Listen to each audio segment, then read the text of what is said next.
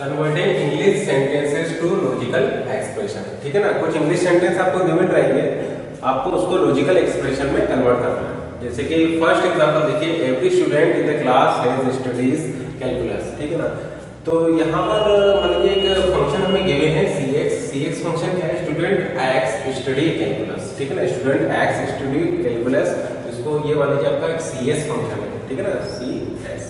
तो यहाँ पर क्या दिया हुआ है, every student in the class. ठीक है ना, तो जो क्वांटिफायर यूज करेंगे वो हम यूज करेंगे for all x C x.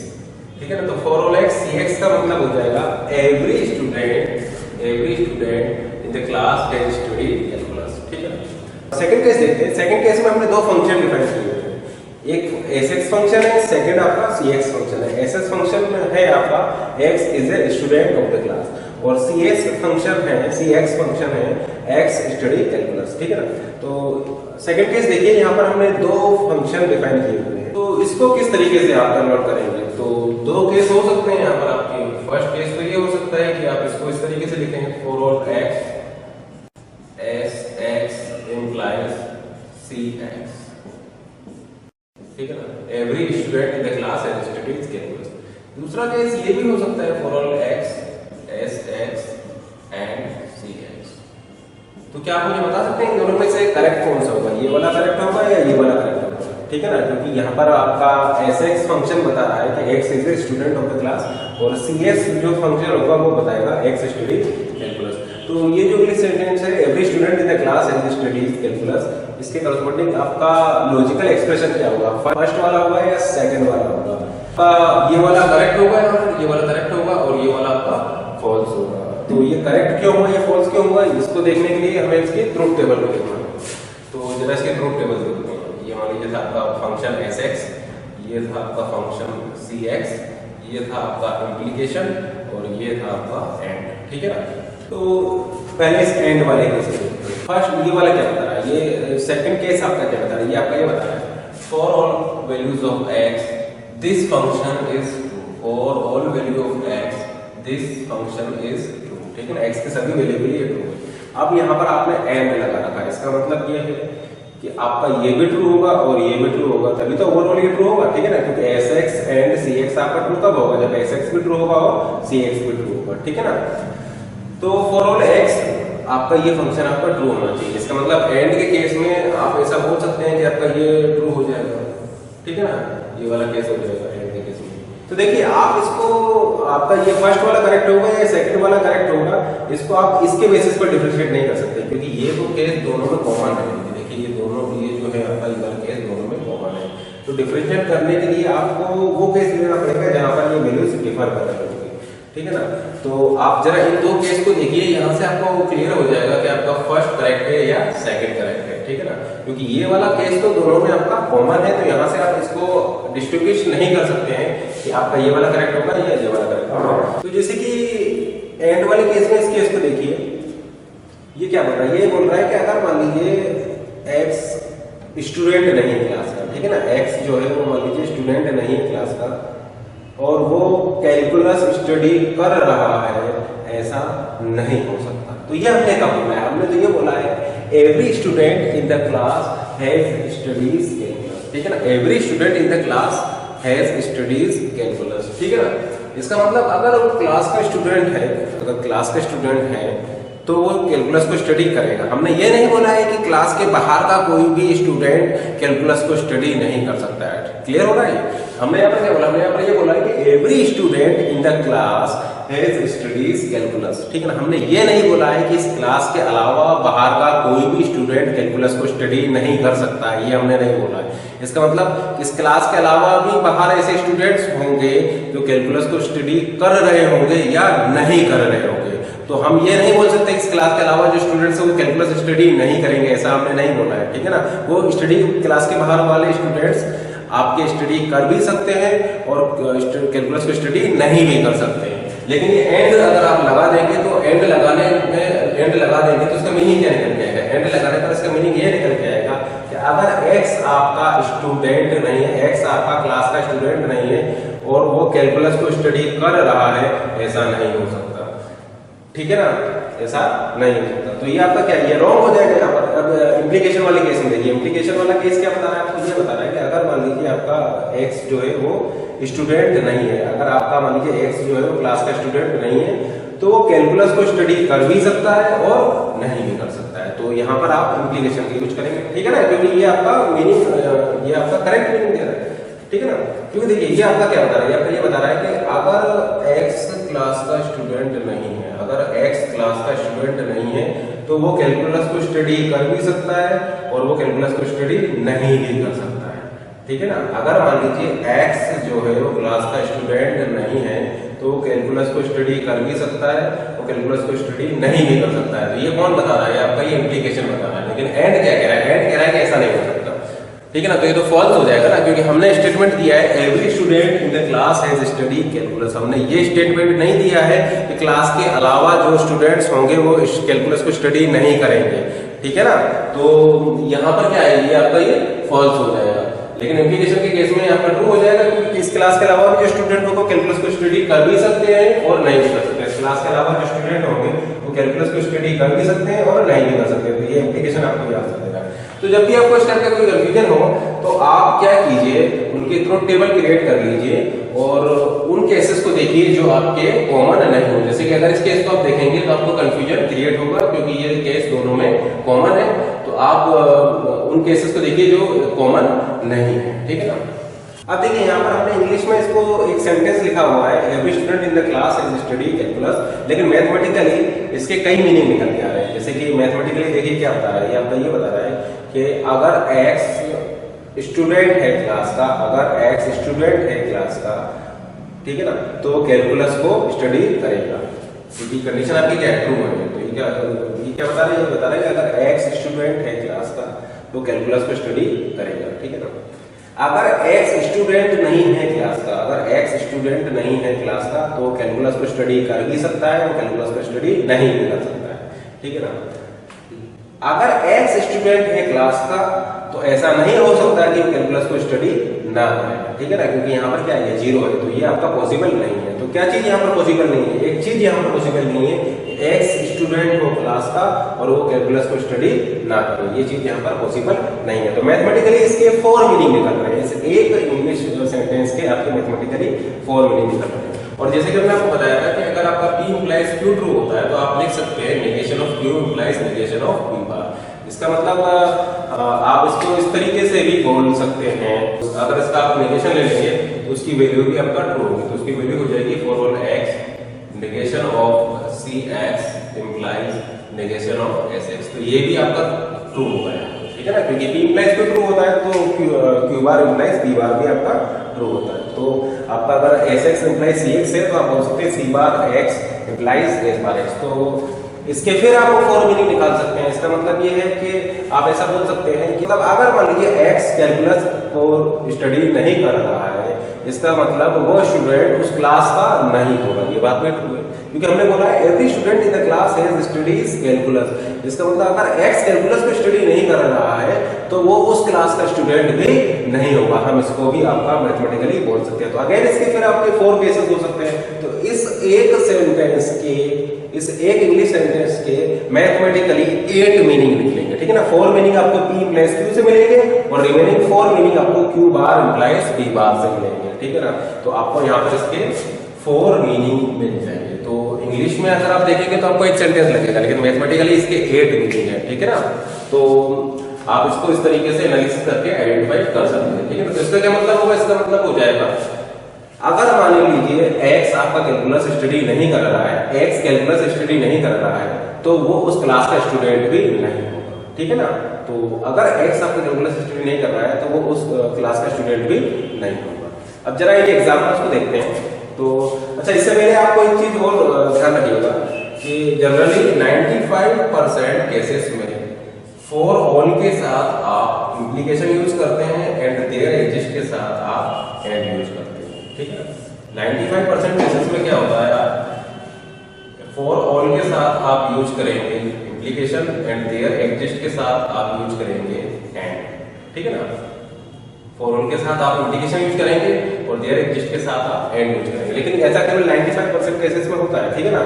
क्योंकि आप ये इस टाइप के क्वेश्चन को थोड़ा देख करके कीजिएगा, ठीक है ना, इसमें कंफ्यूजन हो सकता है आपको। तो जब भी आपको कोई कंफ्यूजन हो आप ये ट्रुथ टेबल इसकी बना लीजिए, और जो केस आपके कॉमन नहीं हो आप उससे अपना आप ये ट्रुथ टेबल बना लीजिए, यहाँ से आपको एक क्लियर आइडिया मिल जाएगा, ठीक है ना। अब ये सेकंड क्वेश्चन करते हैं। तो ऑल के लिए हम क्या करेंगे, फॉर ऑल एक्स, ठीक है ना। लाइन आपका क्या है, P x, for all x P x implies, ठीक है ना, क्यू एक्स। तो ये आपका फर्स्ट हो जाएगा। सेकंड देखिए सम का मतलब देयर एग्जिस्ट एक्स, लाइन आपका क्या है, लाइन आपका हो जाएगा पी एक्स एंड जंगल में आपका हो जाएगा ये आर एक्स, ठीक है ना। लेकिन यहाँ पर क्या है, नॉट इन जंगल, इसका मतलब इसका हो जाएगा आपका नेगेशन, ठीक है ना। थर्ड को देखिए सम के लिए आपका ये आ जाएगा, और फिर यहाँ पर फंक्शन लग जाएगा आपका क्यू एक्स, सम क्यू एक्स, ठीक है ना, एंड अब इन जंगल ये आपका हो जाएगा आर एक्स, ठीक है ना। लेकिन यहाँ पर क्या दिया हुआ है, नॉट इन जंगल, तो इसका आप नेगेशन लेंगे, इसका आप नेगेशन लेंगे, ठीक है ना। तो इस तरीके से आप इसको कन्वर्ट कर सकते हैं। यहाँ पर हमने ये वाला आपका लगा दिया कि फॉर ऑल के साथ एप्लीकेशन आएगा, देयर एग्जिस्ट के साथ एंड आएगा, लेकिन आपको हम बता चुके हैं कि ये ऑलवेज ट्रू नहीं होता है, ठीक है ना। तो आप इसको देख करके लगाइएगा, जब भी आपको कंफ्यूजन हो आप ट्रुथ टेबल ड्रॉ कर लीजिए, और फिर इससे आपको क्लियर आइडिया मिल जाएगा।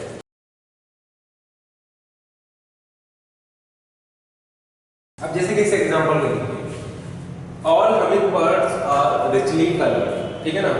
तो यहाँ पर फिर आपका ऑल यूज हुआ है, तो हम यहाँ पर यूज करेंगे for all x humming bird के लिए हम पी एक्स यूज करेंगे, ठीक है ना, P x are richly coloured, तो रिचली कलर्ड आपका एस एक्स है, इम्प्लाइज एस,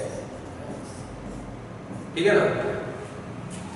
अब देखिए no large bird live on honey, तो आप ये याद रखिएगा कि नो को आप रिप्लेस कर देंगे नॉट ए से, ठीक है ना। नो आपका रिप्लेस हो जाएगा नॉट ए से, तो नो को हम रिप्लेस कर देंगे नॉट ए से, ठीक है ना। तो अब मुझे इसका बताइए, ए large bird live on Honey, इसका मतलब क्या हो जाएगा, ए large bird live on honey, तो देयर एग्जिस्ट एक्स, ठीक है ना। अभी हम लिख रहे हैं a large bird live on honey, ठीक है ना। तो there exist x, large bird आपको देगा क्यू एक्स, ठीक है ना, Q x and live on honey R x, ठीक है ना। और इसमें क्या लगा हुआ है, इसका नेगेशन लगा हुआ है, तो आप ले लेंगे इसका नेगेशन। तो नेगेशन लेने के बाद में जो आपका आंसर आ जाएगा वो आ जाएगा for all x Q bar x और आर बार एक्स, इसके इक्विवेलेंट एक्सप्रेशन आपका ये हो जाएगा। थर्ड देखिए, not all large bird live on honey, तो सबसे पहले हम एक्सप्रेशन निकालेंगे all large bird live on Honey, और उसके अगर हम नेगेशन कर देंगे, ठीक है ना। तो for all x large bird आपका क्यू एक्स देगा, Q x implies live on Honey आपका आर एक्स है, ठीक है ना। और इसका हम ले लेंगे नेगेशन, ठीक है ना, क्योंकि यहाँ पर आपका नॉट लगा हुआ है, तो आपको आंसर मिल जाएगा। इसको हम लिख सकते हैं negation of for all x Q bar x plus are bar x, ठीक है ना, क्योंकि पी प्लस क्यू हम जानते हैं T bar plus Q,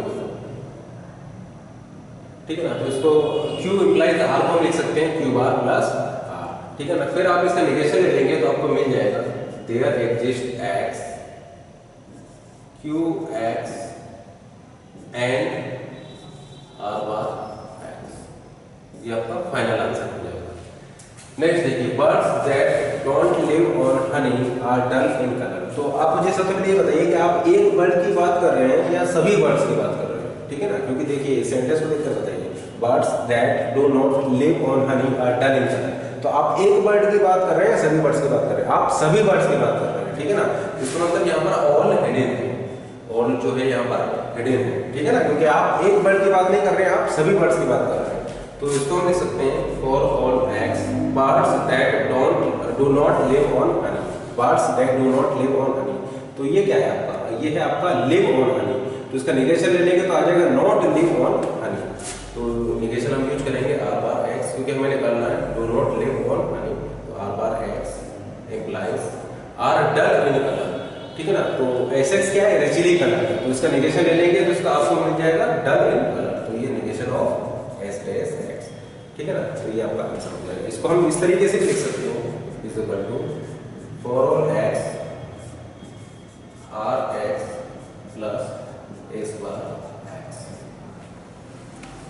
next देखिए, हमिंग बर्ड्स आर स्मॉल, ठीक है ना। तो आगे अगेन आप ऐसा बोल सकते हैं कि आप सभी हमिंग बर्ड्स की बात कर रहे हैं, किसी एक हमिंग बर्ड की आप बात नहीं कर रहे हैं। तो यहाँ पर हम लिख सकते हैं इसको for all x hummingbird आपका है P x, for all x P x implies are small, ठीक है ना। तो क्यू एक्स इज लार्ज, तो इसका नेगेशन ले लेंगे तो हमें मिल जाएगा स्मॉल, ठीक है ना, इंप्लाइज क्यू बार एक्स, ये आपका आंसर हो जाएगा। तो अभी हम लोगों ने देखा था इंग्लिश सेंटेंसेस को मैथमेटिकल एक्सप्रेशन में किस तरीके से कन्वर्ट किया जाता है। अब रिवर्स प्रोसेस देखते हैं।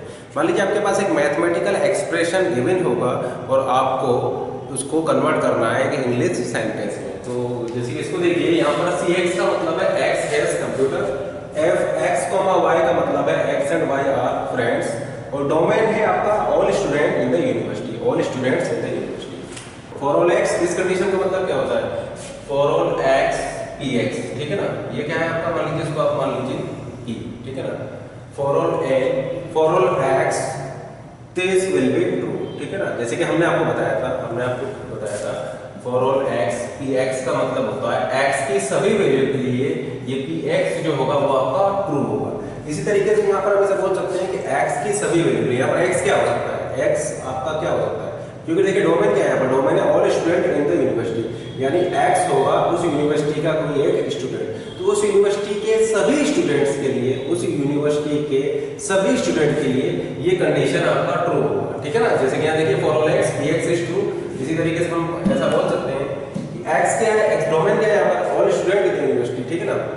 हम ऐसा बोल सकते हैं सभी स्टूडेंट्स के लिए, उस यूनिवर्सिटी के सभी स्टूडेंट्स के लिए ये कंडीशन ट्रू होगी। अब जरा इस कंडीशन को देखिए, ये कंडीशन आपकी दो कंडीशन से मिलकर बनी हुई है, ठीक है ना। ये फर्स्ट कंडीशन है, ये आपकी फर्स्ट कंडीशन है और ये आपकी सेकंड कंडीशन है, ठीक है ना। और यहाँ पर क्या यूज किया आपने, और को यूज किया है। तो जैसा कि आप लोग जानते हैं और 3 केसेस में आपका ट्रू हो सकता है, ठीक है ना।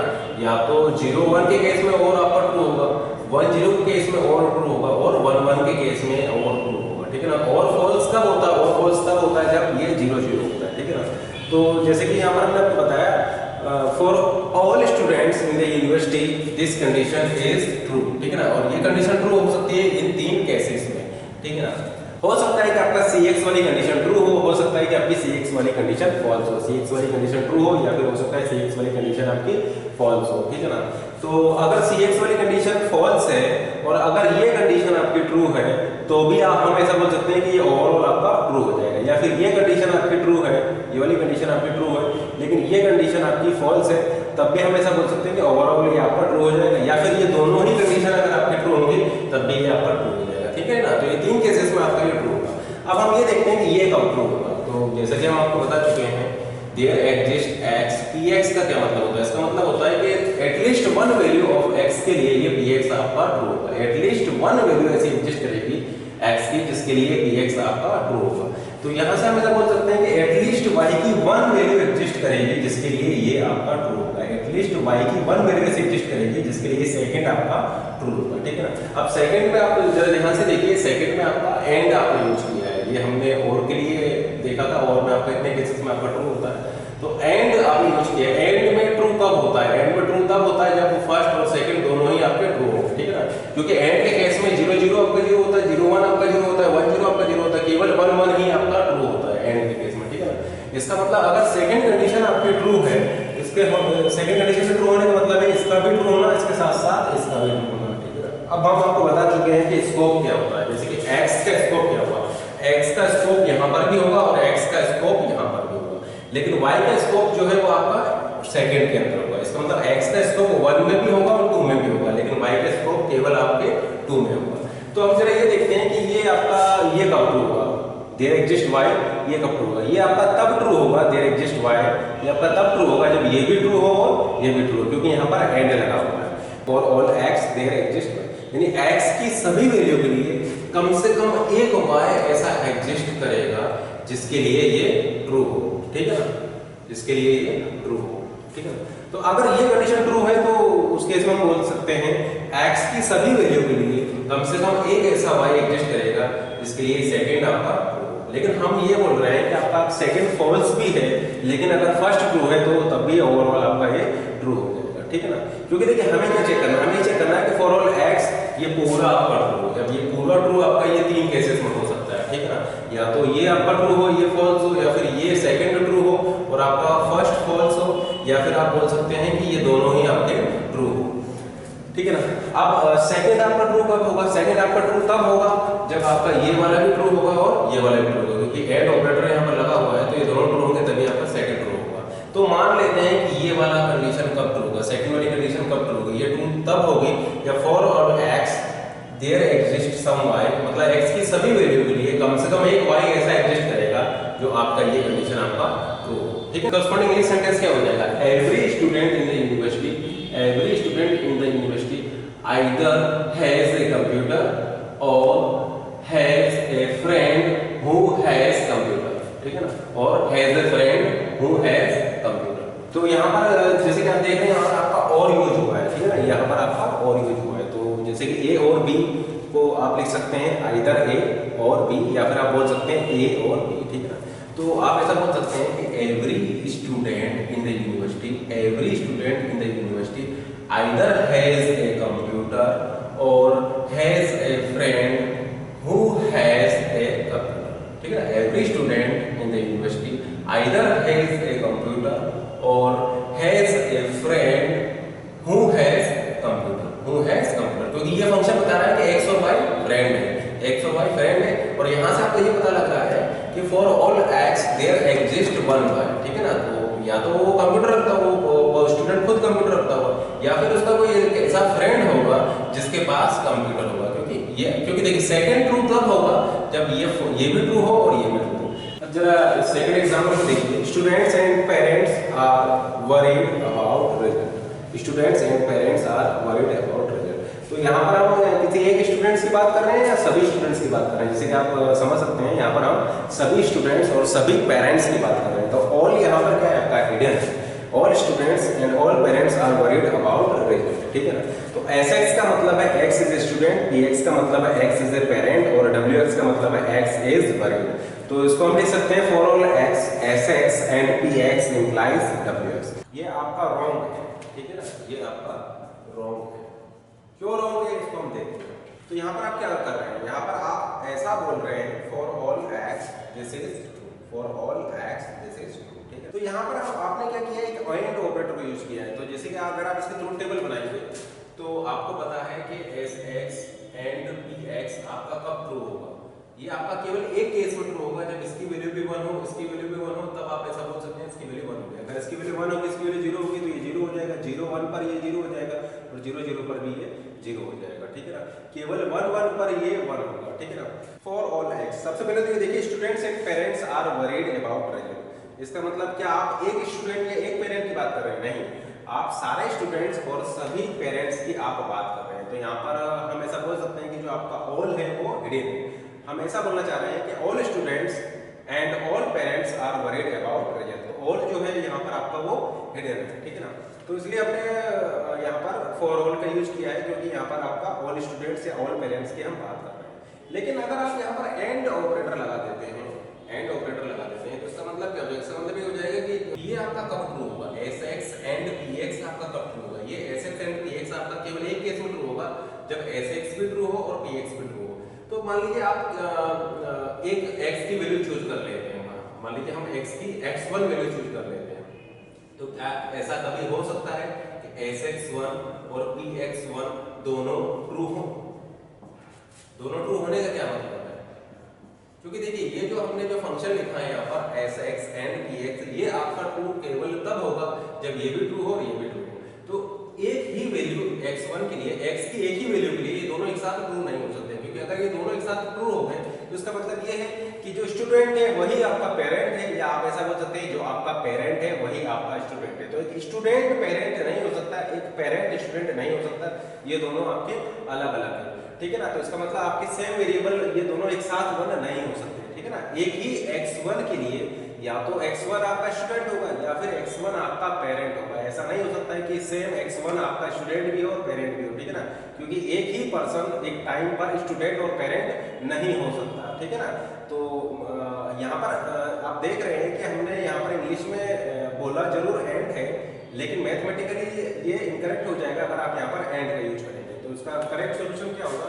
करेक्ट सोल्यूशन हो जाएगा for all x S x और P x implies W x, ठीक है ना। तो अभी जो आप देख रहे थे वो प्रॉब्लम आपकी सॉल्व हो जाएगा अगर हम यहाँ पर और लगा देंगे, ठीक है ना, क्योंकि आप सब क्या करेंगे, कोई x1 की वैल्यू चूज कीजिए, x1 की वैल्यू आप चूज करेंगे तो वो sx1 या फिर आपका ट्रू होगा या फिर वो px1 आपका ट्रू होगा, क्योंकि अगर आप और लगा देंगे, तो फिर ये कितने केसेस में ट्रू हो सकता है, क्योंकि देखिए और तो आप जानते हैं और आपका ट्रू हो सकता है 0 1 में ये ट्रू हो जाएगा, 1 0 में ये ट्रू हो जाएगा और 1 1 में ये ट्रू हो जाएगा। तो ये 1 1 वाला केस तो कभी होना ही नहीं है आपका, ठीक है ना, क्योंकि एक स्टूडेंट पेरेंट नहीं हो सकता और एक पेरेंट आपका स्टूडेंट नहीं हो सकता। तो जो केस यहाँ पर पॉसिबल है वो ये पॉसिबल है। तो यहाँ पर हम ये बोलना चाह रहे हैं कि अगर आप x1 की वैल्यू चूज कर रहे हैं और ये 0, इसका मतलब वो x1 स्टूडेंट नहीं है लेकिन पेरेंट है, या फिर मान लीजिए आपने कोई x2 वैल्यू चूज किया है तो वो स्टूडेंट है x2 लेकिन पेरेंट नहीं है, तो आप हमेशा बोल सकते हैं कि आपका student and parents are worried about result. तो यहाँ पर आप एंड यूज नहीं करेंगे, यहाँ पर आप और यूज करेंगे। एंड यूज करने का मतलब हो जाएगा कि जो स्टूडेंट है वही आपका पेरेंट है, ठीक है ना। इसी तरीके से ये सेकंड एग्जांपल को देखिए, diamond and rubies are precious. तो फिर से हम वही क्वेश्चन हमारा है कि क्या आप एक डायमंड या एक रूबीज की बात कर रहे हैं? नहीं, आप सभी डायमंड्स और सभी रूबीज की बात कर रहे हैं। इसका मतलब यहाँ पर फिर हम ऐसा बोल सकते हैं कि आपका ऑल हिडन है, ऑल आपका हिडन है। तो अगर आप इसको फिर इस तरीके से लिख देते हैं, for all x dx, dx का मतलब x is diamond and rx का मतलब है ये आपका रूबीज है, ठीक है ना, r प्रेशियस इंप्लाइज px का मतलब है x इज प्रेशियस। तो ये फिर रॉन्ग हो जाएगा, क्योंकि आप यहाँ पर फिर ऐसा बोल रहे हैं कि जो आपका डायमंड है वही रूबीज है या जो रूबीज है वही आपका डायमंड है, तो ये रॉन्ग हो जाएगा। तो फिर हमें यहाँ पर क्या यूज करना पड़ेगा? एंड की जगह पर हमें और यूज करना पड़ेगा, ठीक है ना। तो डायमंड एंड रूबीज से मेरा क्या मतलब है? Diamond and rubies are precious, ऐसा बोलने से मेरा मतलब ये है ऑल डायमंड्स आर प्रेशियस, मैं ये बोलना चाह रहा हूँ ऑल डायमंड्स आर प्रेशियस और ऑल रूबीज आर प्रेशियस, ठीक है ना। तो diamond and rubies are precious का मतलब ये है कि डायमंड भी प्रेशियस है और आपका रूबीज भी प्रेशियस है, ठीक है ना, ये दोनों ही आपके प्रेशियस है। तो वो आपका तब हो पाएगा जब आप यहाँ पर और लगाएंगे, ठीक है ना, क्योंकि diamond and rubies are precious, इसका मतलब ये नहीं है कि केवल डायमंड आपका प्रेशियस नहीं हो सकता, केवल डायमंड भी तो प्रेशियस है और केवल रूबीज भी आपका प्रेशियस है, ठीक है ना। तो डायमंड एंड रूबीज का मतलब है कि both diamond and rubies are precious, ठीक है ना, ये दोनों ही प्रेशियस है, ठीक है ना। तो आप यहाँ पर एंड की जगह पर और लगा दें। यहाँ पर जो आपका डोमेन है वो डोमेन है set of real number, set of real number. तो for all x this condition is true, for all x this condition is true, और यहाँ पर x क्या है? x is the set of real number. तो हमने यहाँ पर ये बोला है कि अगर x आपका नॉन जीरो है, अगर x आपका नॉन जीरो है तो उसके लिए कम से कम एक y ऐसा एग्जिस्ट करेगा जिसके लिए ये कंडीशन ट्रू हो जाएगी। For all x if x is non-zero then there exists at least one y such that this condition is true। ये क्या है आपका? ये मल्टीप्लिकेटिव इनवर्स ही तो है।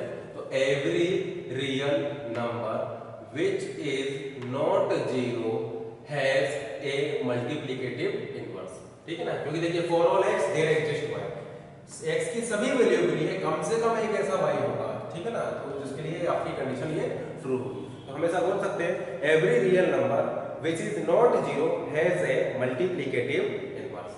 अब ये नेक्स्ट एग्जांपल देखिए, यहाँ पर fx का मतलब है x is a female, bx का मतलब है x is a parent, mxy का मतलब है x is a mother of y। तो यहाँ पर हमने mxy का यूज किया, इसका मतलब x is a mother of y, x is a mother of y। तो for all x this condition is true, for all x this condition is true। यहाँ पर हमने एंड यूज किया है, एंड यूज करने से मेरा मतलब है कि ये दोनों ही एक साथ ट्रू हो गए, तभी तो ये ट्रू हो पाएगा, ठीक है ना। इसका मतलब हम ये बताना चाह रहे हैं कि दोनों एक दूसरे से रिलेट करते हैं, ठीक है ना। मतलब हम ऐसा बोल सकते हैं कि हम क्या बताना चाह रहे हैं यहाँ पर, एवरी फीमेल पेरेंट, ठीक है ना, एवरी फीमेल पेरेंट, इसका मतलब जो पेरेंट है वो फीमेल होगा, पेरेंट जो है वो फीमेल होगा। तो पेरेंट की जो प्रॉपर्टी क्या होगी, वो अब देखिए पेरेंट आपका मेल भी हो सकता है, फीमेल भी हो सकता है, तो एवरी फीमेल पेरेंट को रिप्रेजेंट करने के लिए हमने एंड लगाया है। Every female parent is mother of someone, ठीक है ना। For all x there exist y, तो every female parent is mother of someone. तो अगर मान लीजिए आप किसी की प्रॉपर्टी बताना चाहते हैं, तो आप वहां पर एंड यूज कर सकते हैं, क्योंकि आप जिसकी भी प्रॉपर्टी बता रहे होंगे वो उससे रिलेट हो रही होगी। जैसे यहाँ पर देखिए ये जो फीमेल है ये रिलेट हो रही है इस पेरेंट से, इसलिए हमने यहाँ पर एंड यूज किया है, ठीक है ना। अब नेक्स्ट एग्जांपल देखते हैं, lion and tiger attack when hungry और थ्रेटन। तो थोड़ा पार्ट्स में ब्रेक करके करते हैं। जैसे हंग्री और थ्रेटन, तो HX हो जाएगा और थ्रेटन का मान लीजिए हमने TX मान लिया। हंग्री और थ्रेटन, तो ये आपका ये खत्म हो चुका है। हंग्री और थ्रेटन को हमने लिख दिया HX और THX, ठीक है ना, HX और THX। व्हेन अब लायन एंड टाइगर, फिर से वही केस आ गया आपका। यहाँ पर हम एक लायन की बात कर रहे हैं या सभी लायंस की बात कर रहे हैं? हम यहाँ सभी लायंस की बात कर रहे हैं। तो यहाँ पर आपका फिर से आप ऐसा बोल सकते हैं कि ऑल यहाँ पर हिडन है, फॉर ऑल एक्स, ठीक है ना। अब यहाँ पर लिखा जरूर है हमने लायन एंड टाइगर, लेकिन लायन एंड टाइगर से मेरा मतलब ये नहीं है कि जो लायन है वही टाइगर है, ठीक है ना, या टाइगर ही आपका लायन है। लायन अलग है, टाइगर अलग है। हम ऐसा बोलना चाह रहे हैं कि लायन अटैक करेगा जब वो हंग्री होगा, या टाइगर भी अटैक करेगा जब वो हंग्री होगा। तो यहाँ पर फिर हम और यूज करेंगे, ठीक है ना। तो लायन और टाइगर, ये आपका हो गया लायन और टाइगर, ठीक है ना। अटैक, तो लायन और टाइगर इंप्लाइज AX, ठीक है ना। तो ये आपका हो चुका है लायन एंड टाइगर अटैक, ठीक है ना। ये आपका है lion and tiger attack when hungry और threaten. Lion and tiger attack when hungry और थ्रेटन। ये हम आपको बता चुके हैं P व्हेन Q क्या होता है। P व्हेन Q होता है आपका Q implies P when Q होता है आपका Q implies P। तो इसी तरीके से हम इसको क्या लिख सकते हैं? हम इसको लिख सकते हैं HX और THX implies LX और TX implies AX, ठीक है ना। इसको हम इस तरीके से भी लिख सकते हैं। यहाँ पर HX क्या है? HX is hungry. TH है आपका थ्रेटन, LX का मतलब है X इज लायन, TX का मतलब है X इज टाइगर और AX का मतलब है X अटैक, ठीक है ना। अब हमने आपको प्रॉपर्टी बताया था कि P implies Q implies R को हम लिख सकते हैं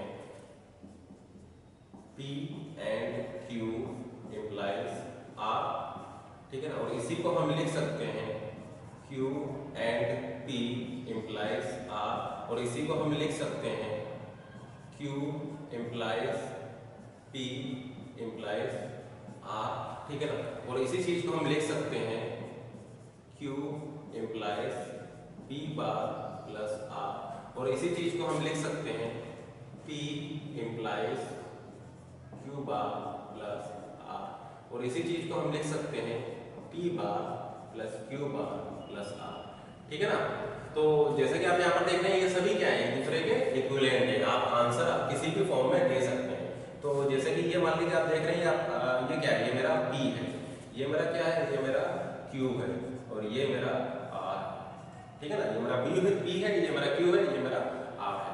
तो हो सकता है कि आपका आंसर ये आ रहा हो, लेकिन गेट में आपका जो आंसर दिया हो वो किसी दूसरी फॉर्म में दिया हो, क्योंकि देखिए ये इक्विवेलेंट है, इसके ये सभी इक्विवेलेंट फॉर्म्स हैं, ठीक है ना। ये सभी इक्वल है, एक दूसरे के इक्विवेलेंट है। इन सभी की वैल्यू क्या होगी? P बार प्लस Q बार प्लस R। तो हो सकता है कि आपका आंसर ये आए, लेकिन ऑप्शन में कोई दूसरी फॉर्म में आंसर दिया हो तो आपको उस आंसर को कन्वर्ट करना पड़ेगा, क्योंकि ये सभी जितने एक्सप्रेशन हमने यहाँ पर लिखी हुई है, ये सारी एक्सप्रेशन आपकी इक्विवेलेंट है। इन सभी की वैल्यू P बार प्लस Q बार प्लस R होगी।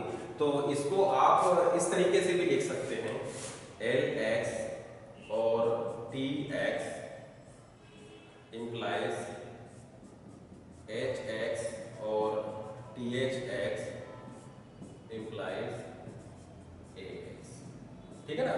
इसको आप इस तरीके से लिख सकते हैं। यहाँ पर हमने इसको किस फॉर्म में लिखा है? इस फॉर्म में लिखा Q implies P implies R। अब देखिए यहाँ पर हम एक लायन या एक टाइगर की बात नहीं कर रहे हैं, तो हम यहाँ पर लिख देंगे for all for all x, या इसी को आप इस तरीके से भी लिख सकते हैं एल एक्स और T x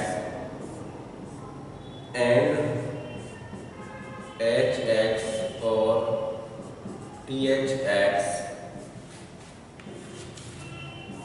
implies a x। तो ये आपका r हो जाएगा, ये आपका p है और ये आपका q है, ठीक है ना।